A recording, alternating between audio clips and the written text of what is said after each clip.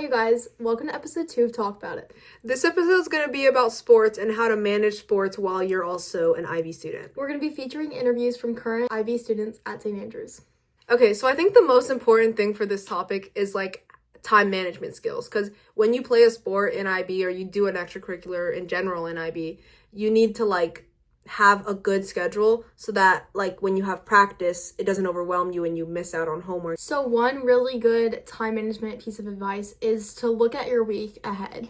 We have a really good resource in the assignment center on the LMS, and that allows you to see what assignments you have coming up for the week.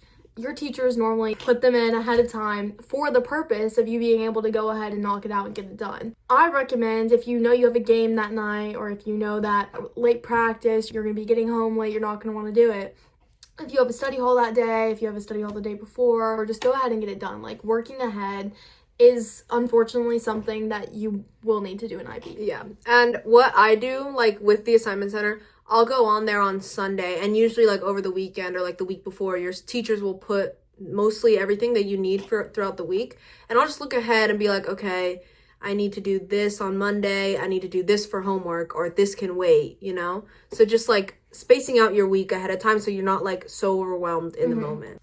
Okay, another thing is, I know it's so easy to just go on TikTok or Instagram Reels and just scroll for hours on end, but that's the number one thing that, for me at least, used to take up all my time, was just being on my phone for pointless reasons, when I could have been using even just a little bit of that time towards homework, and that would have helped me so much to just get stuff done more and be more proactive. So take this, power it off, put it down. Yeah. Put it in another room if you have to.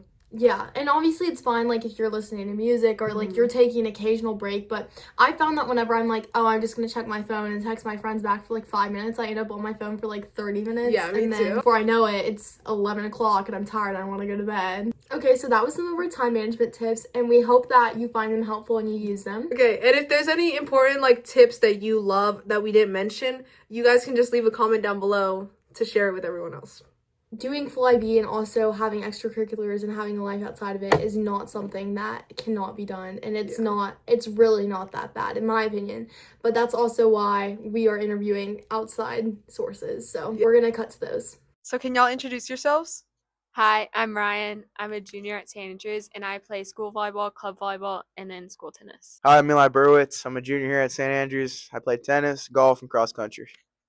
So going into junior year and adjusting to IB, how has that been for you guys? What are the main differences you've noticed? I mean, it's been different than I expected. It's been hard. It's very challenging. So adapting that, managing everything, time management is very important. But with IB, it's just made sure that I had to stay on top of things and pay more attention in class and work harder outside of classroom, and then just, trying to be a student athlete at the same time.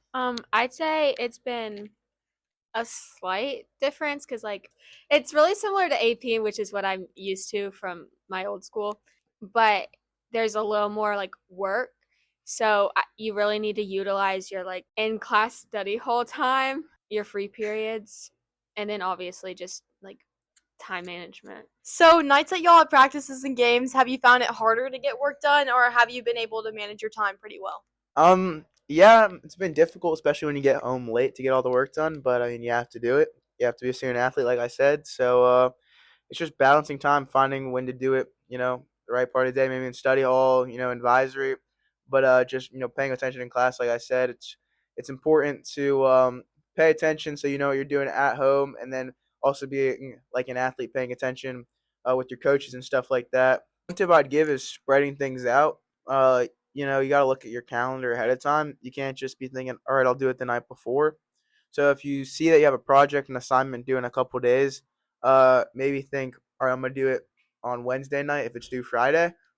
And that's just important, especially knowing when you have games coming up. You don't want to do it on the night of a game because that's just more stress on you, especially if you get a win and you have to come home and do a big project or something. So yeah, like I said, just spreading the stuff out's really important with IB. So when you were making your schedule, did you guys select study halls? And if you did, do you think that that was the best choice that you could have made? Yeah, I have a study hall right now, and I think it's great. I mean, it's a great time for me to do work at school, and just being in an environment where I feel like I have to work. IB is really hard.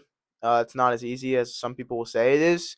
And, the teachers really do a good job of telling you that it is hard, and they really do help you prepare. So just listening to them and focusing on, just doing your work ahead of time, stuff like that. And the study hall does a really good job of giving you that extra 50 minutes to work on whatever you want, and you get to use it however you want to. I also have a study hall right now, and I agree with what Eli just said. Like, I am very happy that I have a study hall. I would be 10 times more stressed if I didn't have a study hall, just because I wouldn't be able to get homework done during school, and it would be a lot harder because of like late night practices and games and stuff like that.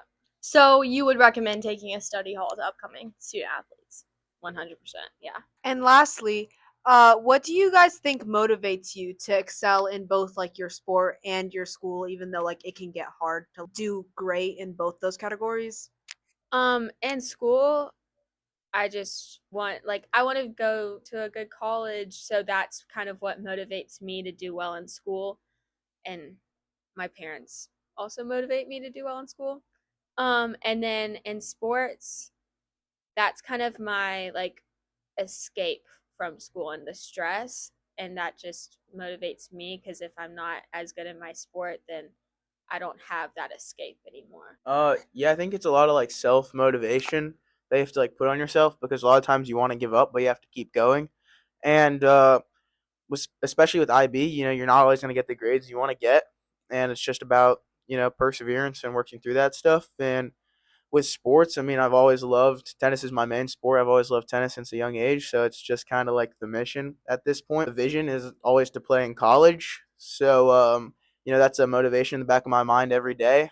I have to work hard inside the classroom and outside the classroom, so I get the opportunities with tennis that I'm given. And yeah, I'm looking forward to all the stuff the tennis team will get to do this year, and balancing that with IB. Thank you guys for your time. Yeah, thank you. Thank you. Okay, now it's time for knowledge versus nonsense. And Lily got me good with this one last time, so now we're gonna see if she can do any better. Okay. There are as many truths as there are perspectives. Nonsense. Knowledge. Bruh. We don't discover truth, we invent it. Nonsense. It's knowledge. No, it's Yes, a postmodernist viewpoint. It could be defended. If you can't measure it, it doesn't exist.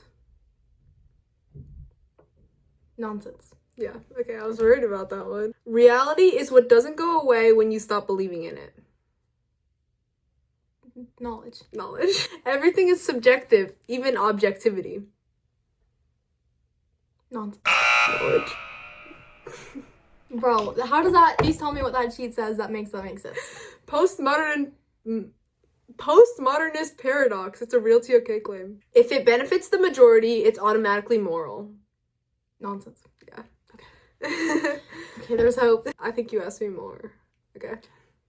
Language limits what we can think. Nonsense. Knowledge. How does language limit what we can think? Please. That is nonsense. I don't care. That does not make any. I can think pictures. Let that sink in. I'm not getting. What was it? Language limits what we can think. False. The opposite of knowledge isn't ignorance, it's certainty. Nonsense. Knowledge. Certainty. I thought knowledge was certainty. If it makes you feel something, it must be true. Nonsense. Nonsense. That's like poetry. It's not. Mm-hmm. This one's a really hard one. Go. I think, therefore, I need an IA. That was the worst pun I've heard in my life. Well, I wrote it. Your senses lie, but they're all you have. Like your touch, your taste. Knowledge. You guessed. You knew. You thought that was nonsense. I thought it was knowledge. Okay. That's why I said knowledge. IB invented doubt. Nonsense. Are you kidding? Dreams are the mind's way of practicing knowledge. Nonsense. what we learned from this is that your hosts do not know their TOK claims as well as we thought we did. So maybe if you need help in TOK next year, don't come to us. Don't come. Okay, I hope you guys enjoyed this episode with Eli and Ryan. And we'll see you guys next time.